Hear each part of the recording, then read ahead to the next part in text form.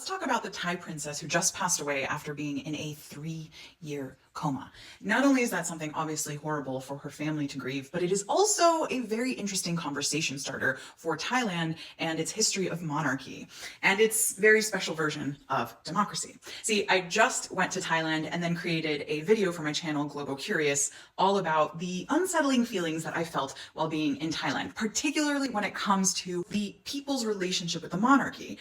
Tour guides taking me around, random people I would talk to, which was not a super common occurrence, would share their feelings about the monarchy in such a practiced, almost rehearsed way. I didn't know about the lèse-majesté laws, which are basically Thailand's laws against bad-mouthing or criticizing the monarchs in any way, shape, or form.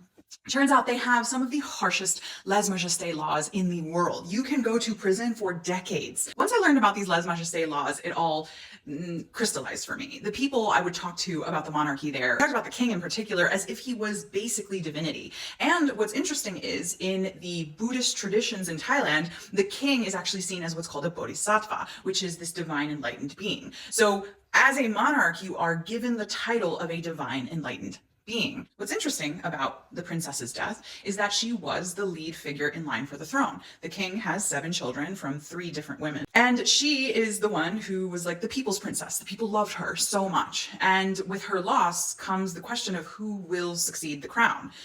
5 of the king's children come from his ex-wife. That marriage ended in a vicious divorce. So vicious, in fact, that his ex-wife and their 4 sons, 4 of their 5 children, were exiled and stripped of their royal titles. Their only daughter was, by some accounts, abducted by the king, and she remains in Thailand and holds her royal titles. And then there's the 7th child. The 7th child has a lot of hushed speculation that seems to point at everyone's doubt of his ability to actually be the reigning monarch.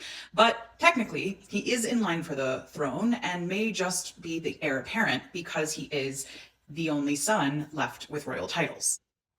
So, this is, in my opinion, the perfect time to bring up the question, can we consider a country truly democratic if there is also a monarchy? To me, any society that has monarchs and democracy has made a deal with these families to allow them to keep their power beneath the surface rather than in plain sight, to help them protect the wealth and power that they have over entire republics, but quietly.